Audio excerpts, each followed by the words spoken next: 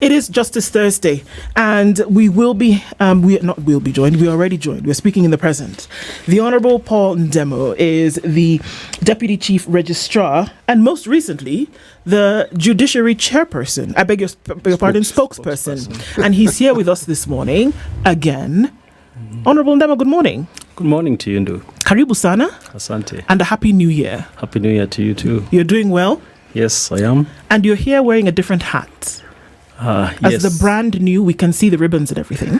As the brand new Judiciary Spokesperson. Yes. So, congratulations. Thank you very much. And as we move into this conversation, we'll be talking about Dialogue Day, Judiciary Dialogue Day, of course, and, conversations with the consumers of justice. Yeah. So maybe we can start with a couple of definitions and those things as we get into it, and, just give us an overview of that. Yeah. But let's welcome you properly. And, CT will even congratulate you by sharing today's proverb. And then even after we've congratulated you, we'll put you to work and ask you to please, translate the proverb and tell us what you think about it. I hope it will be in English. Well, it's CT, so you can only hope. Only until the words fall from his mouth. Just for kicks, let's do it in Swahili. Until the words fall. Yeah, this would be fun. Swahili is an acceptable communication language in Kenya. Do not. I brought that on myself. No. Do not be influenced by the enthusiasm of these two. I am going to read it in English. Okay. If they wish to translate it into Kiswahili, they can do so. They can do so. All yes. right. Yes. So, and we shall. Yes, exactly. Our proverbs for the whole of this week come from the United Republic of Tanzania. Tanzania. Yes. Okay. An empty sack cannot stand. A full sack cannot bend. Gunia lisilo la kitu halisimami. Gunia lililojaa halipindiki. Gunia lililojaa halipindiki. Yes. Haya. Sawa. Let's go with the English for now. Okay, there we go. I think at the Pindiki, that's where you lost him. He was doing okay. Until the Pindiki. Yes. Gunia he got. To pinda is to bend. To bend. Yes. All right, good. So my understanding of that is, first I grew up in a farming community. So I've done some growing of maize and all. And after the harvest, you put in maize in the sack. When it is dry, you put it in the sack. And so when the sack is filled up, then now going by what you've said, it doesn't collapse. The way I would take it is when you are together as a community, as a people, there's a lot you can do. There are things that you can do as a community that you cannot do if you are alone. And so part of the thing that I remember growing up, sometimes those sacks were actually used as props for you to stand on the sack to get to do something else. You can't do that on an empty sack because there's nothing. Yeah. So there is power in unity, and maybe that speaks to us as a community, as a nation. There is power. We can accomplish much more together as a community. Indeed. Wow. Okay. I like this today. So as we start to get into Judiciary Dialogue Day, I'm very curious as to why it was necessary to have Judiciary Dialogue Day in the first place.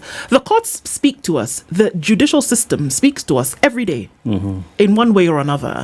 And whether we're communicated to, whether we're able to give feedback, totally different story, but we're speaking every day. So why was it necessary to have, or why is it necessary to have a day on its own where the courts, or where the judiciary is speaking to its consumers? Yeah. First, let me start by saying it's really been great having the Thursday justice. Every Thursday just coming here. Yeah. But you reckon that there is a very limited number that gets to hear what happens in the court. The justice conversations is not that many people. And so one of the ways we thought that we can get this out there is to have these dialogues across the country. And we do have, at the moment, we have what we call judiciary open days across our 140 plus court stations across the country. But these are planned, at different times. And so the courts engage members of the public, just talk about the courts, what we do, and that sort of thing. But we felt that it was important to have something that was coordinated this year, so that we have a conversation happening at the same time across the entire republic. And really the purpose is to engage the public, get to share what are the services that we are offering, sort of to demystify what the court is. Yes. For those who have interacted with the courts like yourselves and others, it might look like it's normal thing.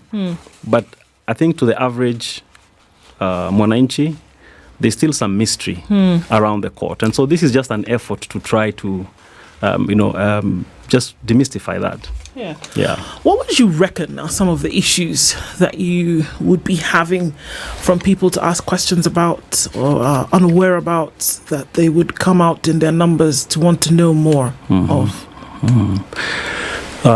Certainly one of the big issues would be why the cases are taking long,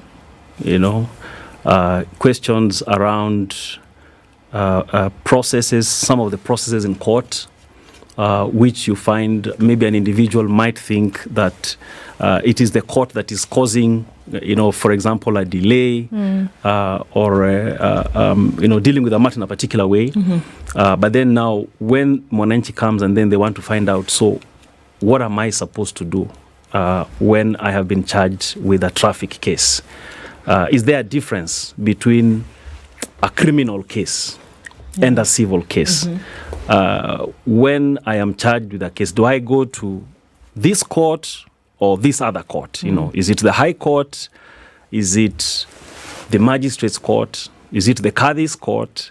Are there courts where I can take my small claim? I have someone owes me 70,000 shillings. Do I want to put myself in the system and I'm not sure how long it's going to take? How long would it take to adjudicate over my matter that is only 70,000 or 100,000 shillings? So I think the issue about delays, the issue about the different court processes, the court structure itself, and obviously also just following up on personal matters. People might feel like I filed my case here 2 years ago. I need to just get some direction as to where we are at. Can I suggest one of the other issues might be, because like you say, we've had a Justice Thursday conversation for years every week.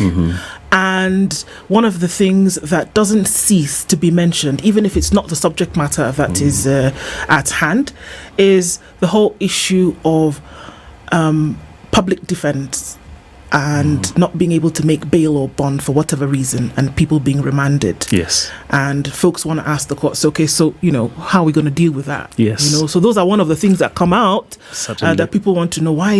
How can somebody be, in jail, not in prison, for 2 years because they've not been able to make bail of whatever, or because somebody has not defended them in court? They don't know their rights. People are wanting to know, how do you fix things like that, and to be able to hear once and for all, okay, so what do we do?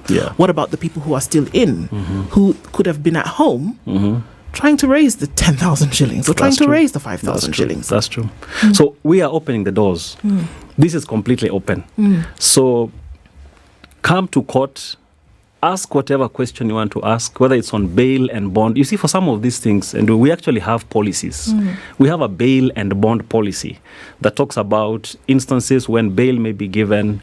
Of course, there is the discretion of the magistrate or the judge to give that. But as you correctly point out, sometimes it's still hanging out there, it's still mysterious, and people wonder, so in what instances do I get, what kind of securities do I need to give? But then we are giving an opportunity so that a member of the public just come and ask any question that is bothering you, and we will be at hand to answer that question. So whether you are, driving past a court station, you can just drive in there and, be part of the congregation that is asking questions. Whether you are walking past, wherever it is, we are opening it up. so that we can have that discussion. Judiciary is for the people. In fact, it is by the people, for the people. Yeah. That is the opening line when you talk about judicial authority. That the judiciary is by the people, for the people. Right. Yeah. You know, the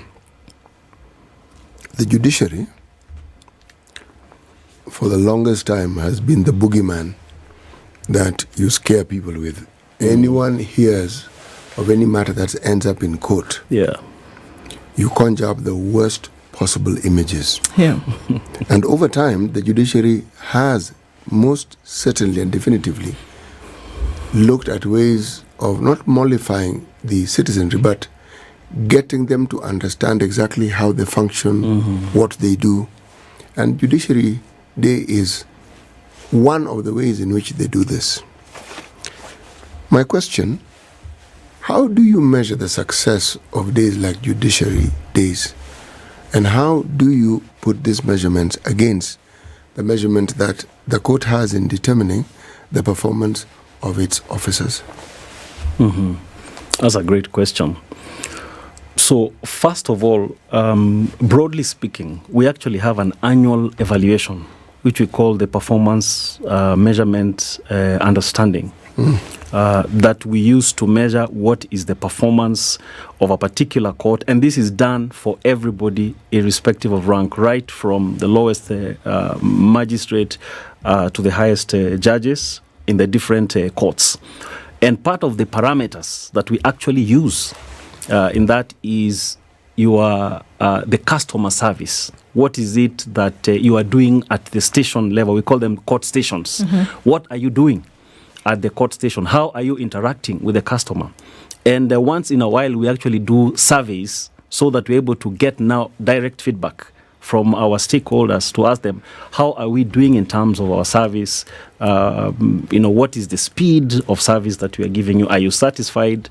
What are some of the areas of improvement?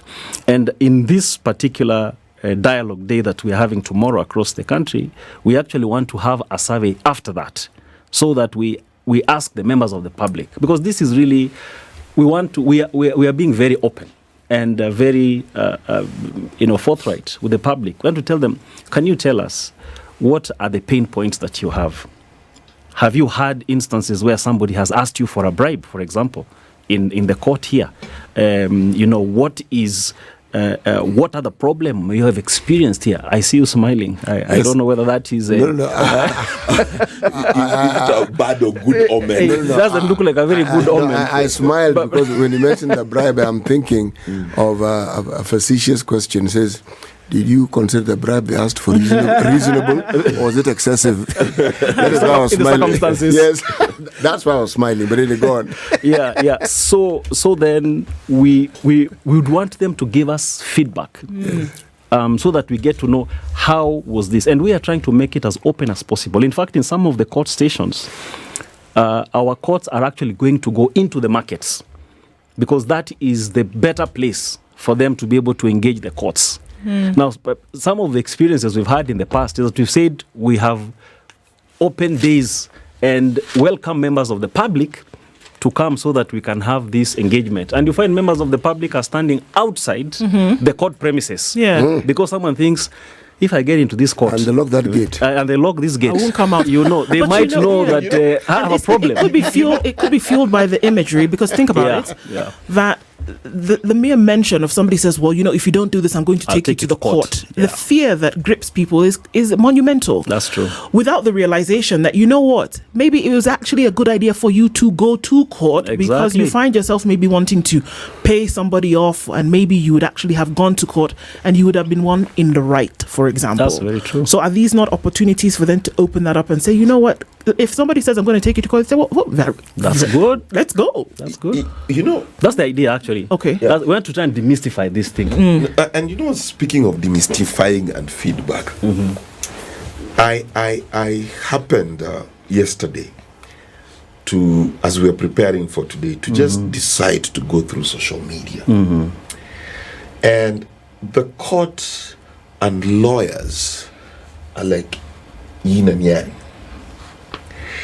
And I think for the last month also, there has been a tussle between the presidency of the Supreme Court and the Supreme Court in whole and certain councils.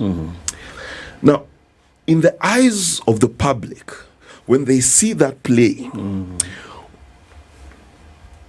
there is definitely a question arising in the minds of the people. And that's the elephant in the room, where fellows who cannot exist without each other, you know, it's almost as if the lawyers will say the bench is corrupt, but if the bench is corrupt, the bar must be the one doing the corrupting. You know, the bench doesn't go out looking for cases. Yes. Cases are brought to them. Exactly. So what exactly is this that is going on? What is this tussle?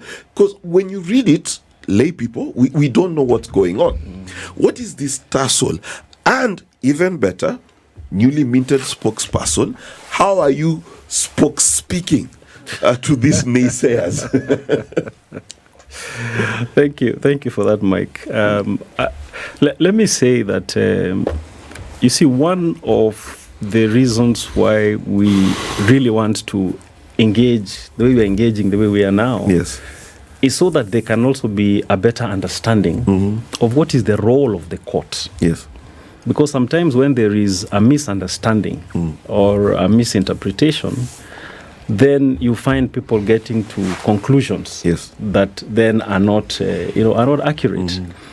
So I cannot speculate for now why there is such vitriol, honestly, against the judiciary. And the term vitriol is quite correct. It seems it is really strong, and in our case, it's really unfortunate because if indeed there are issues, then you don't burn down the granary because you found some cockroaches. You don't burn the granary and then you say, we are going to build a new granary. You deal with the small issues that are there and then you move on. But I think the way some of the issues are actually being ventilated does not really serve the better and wider interests of the country. We really have to be mindful about the country. We have to be mindful about posterity. We have got the rule of law. We have got very clear ways of dealing with problems. So if it comes out that, we are fighting a particular institution, to what end? Yeah. And there was so much pain that was taken by the framers of the Constitution to ensure that there was separation of different actors, different arms of government, different institutions, also that there are proper checks and balances. And that balance is a very delicate balance, and it should not be, just spoiled for reasons that when you look at it on the face, you wonder what exactly are we dealing with here. And that brings me to my second question. There's something called the Judiciary Ombudsman. Yes. And then there's the JSC. Yes. Why aren't these institutions at the fore of, if the complaints are valid, why aren't these institutions, the Office of the Ombudsman and the Office and the Judicial Service Commission, are being activated? Because for me, as a layperson, it is very confusing, honestly, what is being said. But my understanding is that there are institutions that exist to resolve such issues. Yeah. So what's exactly happening? Yeah. So those institutions are indeed there. We have the Judiciary Ombudsman. Them, right? Yes, I will. Yes. I will do exactly that. The Judiciary Ombudsman Office, in fact, is headed by none other than the Honorable Deputy Chief Justice of the Republic. That is how serious that function has been taken by the judiciary. Yes. And what that office does is to look at complaints that have, that emanate from across the country on a very wide range of issues. And so when those complaints are brought, whether it is about service delivery, performance, some kind of misconduct, then that team is activated and investigates those matters. Then those can be escalated depending on the severity, whether now to the Chief Justice to be dealt with at an administrative level, or to the Judicial Service Commission. So the Judicial Service Commission comes now to deal with serious cases of misconduct, and this could range from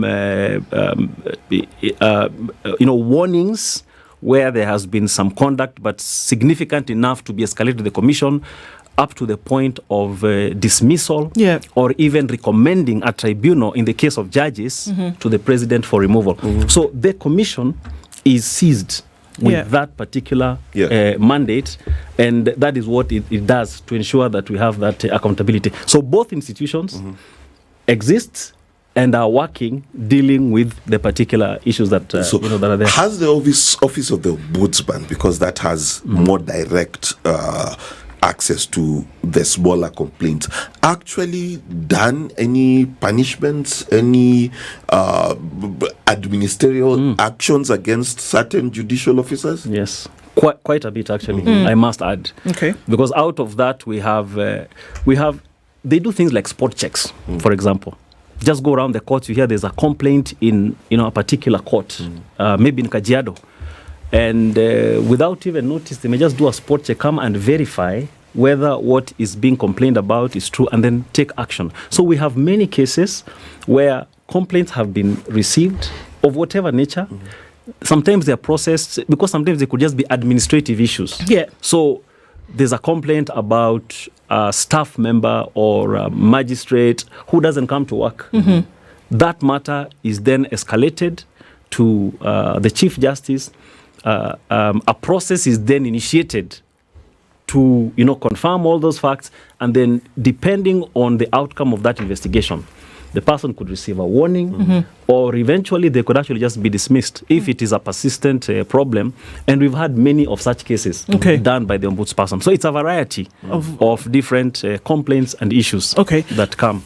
So we're going to go to break in a minute, but just before we do that, so these conversations take place. The assumption is that folks from the public come and say, look, I have an issue with this. This is what I want to clarify. From what I understand, the very reason behind this is to open it up and let it be transparent in terms of ongoings within the judiciary.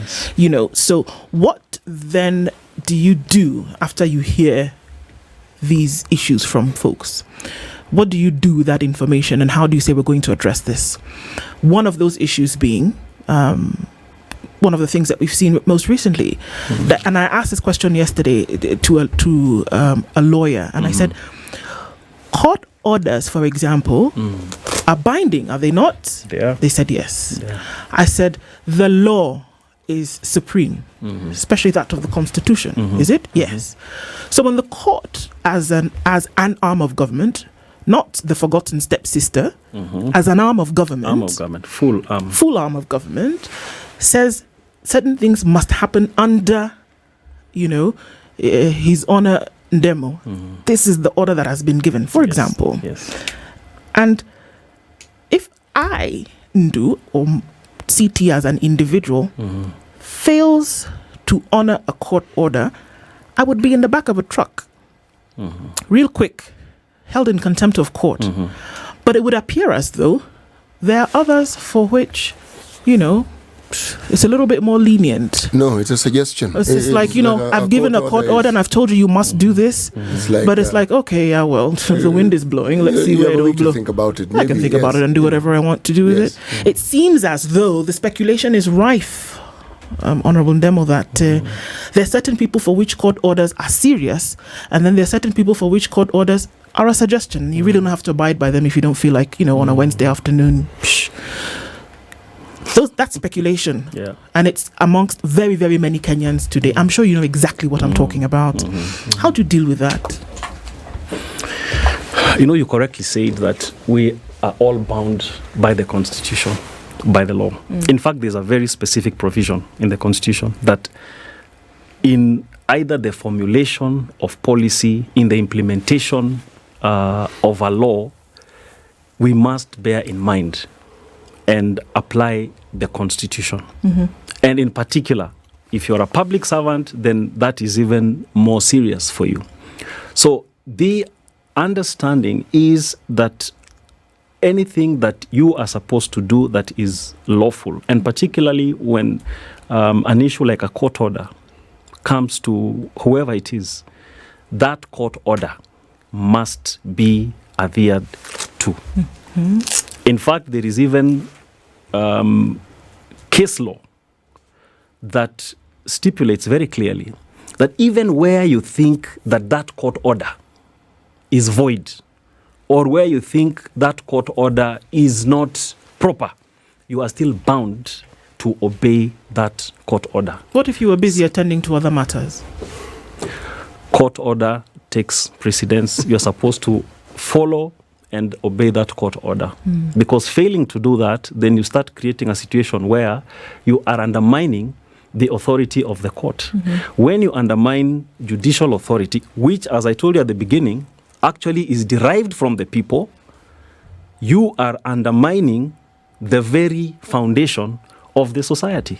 So it is absolutely important for public officers, for state officers, when a court order has been given, you need to comply with that court order. You don't need to, you don't need anybody to whip you and follow you to do that. It is taken, you need to do that. All right. Yeah. The Honourable Paul Ndemo is our guest this hour on Justice Thursday, the Deputy Chief Registrar as well as the Judiciary Spokesperson. And we're having conversations this hour about judiciary dialogue conversations, and then what they do with those conversations as members of the public come out tomorrow to say these are our issues. And we're looking into judiciary conversations, an open day to have Kenyans come and ask questions that they do have. Yes. So one of the things that I think Kenyans are mixed up about, and some of the conversations allude to as if the Supreme Court is responsible and in charge of every decision the courts make. Basically saying that the corruption they insinuate is that the Supreme Court can influence the Court of Appeal, and the Court of Appeal, the High Court. Please define for Kenyans what is the structure of the judiciary. How do judges have independence of decision? And confirm to us whether Martha Koome can call Magistrate Ndu and say, by the way, there is that silver fox called City. Please forgive him. Yes. Because that's a picture that's being drawn out there. So please give us the structure. Tell us about the judicial and independence that judges actually do enjoy in this country, and give people clarity. Because if that's not explained, then the conspiratory ideas that are being propagated seem to find legs. That's true. Yeah, because you remember, Moi had a red phone that used to go to whichever judge he wants. Does that red phone still exist? So we are told. Yes, so we are told. That's an excellent question. Yes. The Chief Justice today cannot pick up the phone and call a magistrate who was appointed yesterday, who still doesn't have experience, and direct that magistrate at the lowest level to make a decision one way or the other. In fact, if that magistrate is sufficiently courageous, can take that matter to the commission and say, the Chief Justice picked up the phone and told me, with regard to this matter, rule in this way or the other way. What am I saying? The decisional, what we call decisional independence, means that every magistrate, every kadhi, every judge is responsible for their decision. We do not have a chain of command like you would have, for example, in the police or in the disciplined forces. Yeah. You don't have that in the judiciary. That is why you have an appeal structure right from the beginning. So let that magistrate make their decision, hear the case, make their decision. If the person does not agree with that decision, then you move to the next level and up and up and up. And just to to break this down further, the court structure, we start right from down. We have the magistrates' courts. The magistrate courts listen to things of limited value across the board. Yeah. In civil matters, then you also have criminal matters. Yes. From the magistrates courts and other courts at that level, like the Kadis courts, they deal with matters on that lower scale. Yes. Kadis courts, of course, deal with matters to do with Islamic law, things to do with succession and all. But from the magistrates courts, you then go to the high court. So if there is a matter that you are not satisfied with, then you appeal. Yes. Okay. You go to the high court, or you can go to the court of what you call a court of equal status, the employment and labor relations court, Yeah. dealing with employment matters, or the environment and land court, Yes. dealing with land matters. Should you not be satisfied there, then there is an avenue for some cases to go to the court of appeal. Then from the court of appeal again, should you not be satisfied, you can go to the Supreme Court. Yes. But of course, there's a definition of which are some of the matters that can go. There are some matters that in terms of appeal, they may end at the High Court if they're coming from the Magistrates Court. Then others that start from the High Court could go right all the way to the Supreme Court, or sometimes end at the Court of Appeal level. So nobody can call a judicial officer, magistrate, Kadhi, whoever, you cannot call and tell them to rule one way or the other. That is very serious misconduct. So sometimes when you see the judiciary is being blamed, the judiciary has decided that this is how the law is going to be changed. It is not really the judiciary. On the one hand, it is not really the judiciary.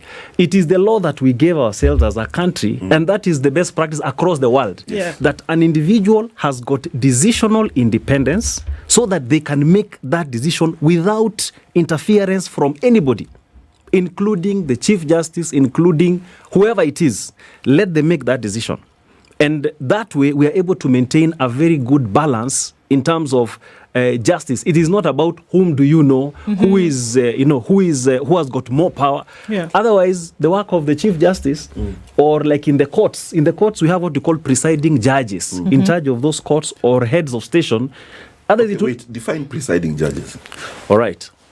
Like the court of appeal has a president, I think. The Court of Appeal has a president. Okay. So what we have in the let's start from the Supreme Court. Okay. The Supreme Court has got somebody who is in charge of that Supreme Court.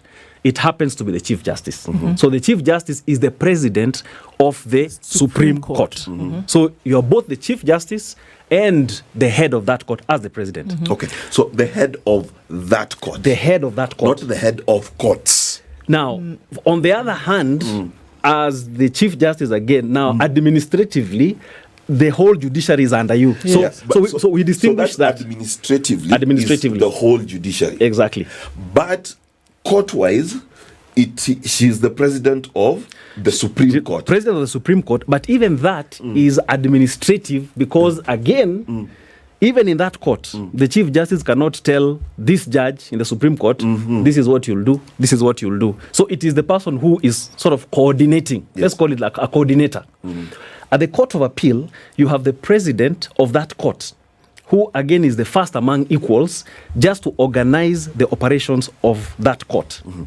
Then when you now go to the other courts I talked about, the High Court has a principal judge. Okay. The principal judge is responsible for all the High Court judges across the country. So again, that is an administrative function, a coordination function. It is not to interfere with their decisional independence. The Employment Court has also got a principal judge. The Environment Court, the same. Then when you go down now to the court stations, the ones across the country, in each of those court stations, we have got what we call a head of station. A head of station is a magistrate. the highest magistrate in that station in terms of, their ranking. Yes. So typically, if you have a chief magistrate, it will be either that, if it's a principal magistrate, and considering other factors. But typically, it will be one of the seniors in the station. Yes. So that person is responsible for the functioning of the court at that level. So they would see how is the performance here, in charge of the staff complement, what are the things we need to do to achieve our role here as the court. How are we engaging with our stakeholders in that particular court, but never to call a magistrate in that station and tell them, there's someone who came to see me yesterday, and I'd like you to really consider ruling, this person has been, they've done one or two things, or I ruling this way. They cannot do that. They can't do that. They cannot. So they're bound by a particular conduct. Yes. Okay. Everybody's bound by that conduct. All right. I would imagine that the same conduct then is what judicial officers are bound by when it comes to issues of corruption. Yes. And of course, it's a big ticket item. And I know that in these conversations, we just know that in the conversations that people will come out and have tomorrow, quite a significant amount of them would probably be individual issues that they have had using the courts, or my lawyer, and conduct of lawyers and things like that. The individual experience will probably take quite a good chunk of those conversations and what you would do about them. Yes. But in the periphery of mind is this issue that we see, kind of doing the rounds. And far be it from us not to mention it and say, okay, so then when we talk about being bound by a code of conduct, and it would come as a question, then how do you deal with the issues, overt or not, as they may be, when it comes to issues of corruption within the judiciary? Because it'll affect my case that I bring to court today, or somebody brings me to court, if the mere whiff of a suggestion that officer could be compromised in one way or another. How do we deal with that? That's a very good question, and let me just start from the point of saying that a lot of things about corruption, first of all, are perception, and I'll be the last person to sit here and defend corruption, and I will say, we, first of all, as an administration, as a leadership, we do not tolerate corruption. What happens, though, for these matters to be dealt with is that where somebody has got, some evidence about some corrupt conduct, it is important that that evidence is brought together with accompanying the complaint, so that it can then be processed. Remember, the system that we have in our country, our justice system, is what we call adversarial system, where you give your side of the story, another person gives their side of the story, and then you have an independent umpire or a referee to listen to this case. So invariably, what we have found is that many of the complaints that are given, you find that somebody was just unhappy about the outcome of a case. Okay. So we take this case to court, and everybody, of course, is hoping for a positive outcome for their matter, but it goes the other way. And then you find all these suggestions flying that it must be because this other person was compromised. And you find many of those matters, when they are brought to the commission, because those are the matters that now come to the commission dealing with those complaints. When you ask for evidence, somebody says, but if you look at the way this judge or magistrate decided on this particular case, there is no way they'd have found that this was the outcome. They refused to listen to me, the blah blah blah, those kind of things. And when the commission looks at that, the commission just says, look, this for us is what we call a merit-based complaint, that the court, having heard everything it did, made this decision, but this other person was unhappy, and therefore they are almost using the commission as an appeal, as an avenue for appeal of their case. And that is why it is important, if you have very specific evidence, something to suggest. It could be a text message. It could be something from someone saying, bring this thing here or whatever. When that is brought, then that is looked at a different level. Because remember, as we said, the decisional independence means that if I make a decision that you are not happy with, then you take it to the next level, so that way then that matter can be challenged at that level. And we have seen in the justice system, and not just in Kenya, across the world, a matter starts from down, it goes to the High Court, the High Court overturns it, it goes to the Court of Appeal, the Court of Appeal says, no, High Court, you are wrong, the lower court was right. So, and in all those instances, we have, the experience we have is that there are stories just swirling around that, no, this guy was compromised, others like that. And we have very many stories again of judges, magistrates, who after some years, you are told, in fact, there's one recently who was just telling us, the wife used to be a judicial officer. And the wife was very comfortable just doing her work. And I know them, people of integrity, believe in doing things right. And the magistrate one time was in court, made a decision, gave her judgment, and it was against one of the parties, obviously. So this party just stood up in court and said, Madam, mbona unafanya hivyo? Na tulikuwa tumeongea. That is how she got to know something had happened. Because somebody was collecting on her behalf. In her name. So a member of the public thinks this definitely is a syndicate here. So we need to just be aware that that does exist. Riddle me this. There's a society, it's called the Law Society of Kenya. Which essentially represents lawyers. It even has 2 seats, I think, in the Judicial Service Commission. 2 seats. How is the relationship, and not the legal, court relationship, but the relationship between the Law Society and the judiciary? How is that managed? Because a lot of the time, the people, in fact, I don't think normal Kenyans complain about courts as much as lawyers do. I'm curious, this society called Law Society and the judiciary, how is that relationship? I would say it's the wearer of the shoe who feels the pinch. So maybe Mwananchi, because they may not interact as closely as the Law Society, they may not feel some of the pain points. And I'm not here to say that we are perfect. There are issues that we are also dealing with and grappling with. If I may tell you the example of what we call the e-filing, electronic filing of all our matters across the country. I tell you that at the beginning, of course, like any new system, we had teething problems, and you are trying to do this, the internet is down, you are trying to upload stuff. The people, some of the greatest, the biggest resistance we had was from some lawyers. Because they were like, now this thing is not working, the system is down and all. Mwananchi may not know that. But the same lawyers today now are the ones who are like, this thing is good because I can sit in my office in Nairobi and I can prosecute a matter in Kajiado. I'll be listening to another one in Malindi, in the High Court, and the last one in Nanyuki. And I don't have to spend money having either travel, and of course, if it's traveling, I'll only go to one location.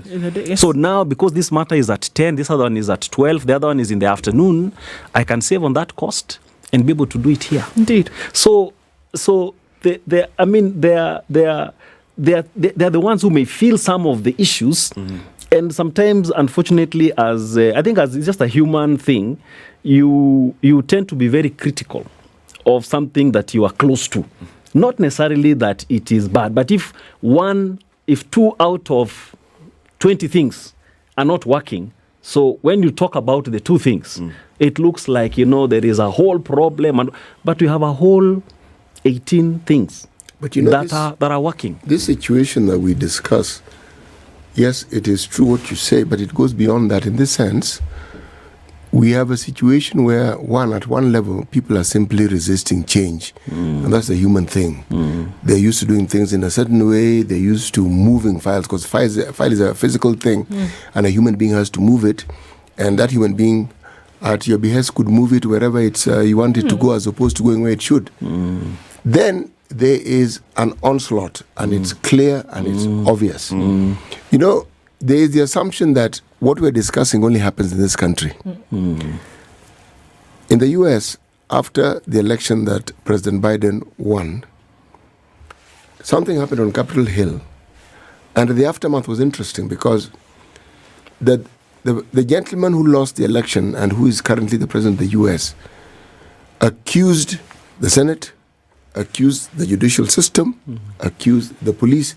Everyone's against him. Yet, when matters were taken to court, there was evidence that he had actually asked certain electoral officials in the state of Georgia to overturn the results. They said, these are the results. But he said, no, guys. There was evidence he actually communicated that. In the UK, we had similar problems during Boris, where we had a case where people were seeking asylum. Remember this talk of take them to Rwanda first, where some of them may be domiciled, okay? And again, at that point in time, the attack was on the judiciary and on lawyers who were bringing these matters to the courts. It was lawyers were threatened. Judicial officers were called names. Essentially, it was the politicians who went completely and utterly rogue. Yes. Now, we have something similar here, where the judiciary makes decisions, and you will find certain select politicians coming out to actually point fingers and say they can't be right. And you're thinking, Chief, you're not even a lawyer. I mean, so why is it that you are offering an opinion on a subject that you're really not the best person to do so? When you talk of independence within the judiciary, are we therefore saying that the independence is under threat? Especially in the last 2-3 months?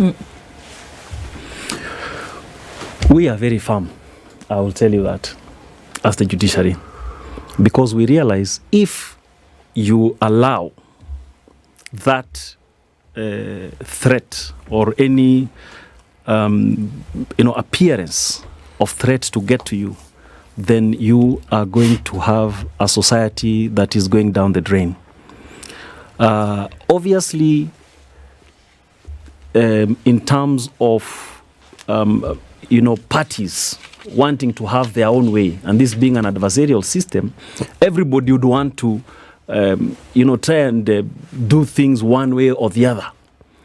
But it is extremely important that the independence of the institution is protected, and that is why, by law, one of the responsibilities of the Judicial Service Commission is to promote, actually protect the independence of the judiciary. So threats can come from different places for whatever reasons. And one of the things that we have publicly said, the Chief Justice has said that, and I have had the pleasure to listen to the two former Chief Justices speak at a function. And what they said is very poignant. They said, would you know, and it was a function where we had politicians, different politicians. This is what they said. They said, the greatest beneficiaries of an independent judiciary, probably more than the other people, is you politicians. Because you need to have a strong, independent judiciary that will stand firm, be an independent umpire, irrespective of whatever is brought before that judiciary. If you don't have a strong judiciary that is independent, it could stand for you today, but tomorrow it would fall. Talk about 2 sacks, 1 empty, 1 full. Thank you so much for being our guest this hour. The Honourable Paul Ndemo is the Deputy Chief Registrar as well as Judiciary Spokesperson, and those insights have been very interesting for us to have today. We look forward to discussing with you in the future. This is the Situation Room, the only way to start your day.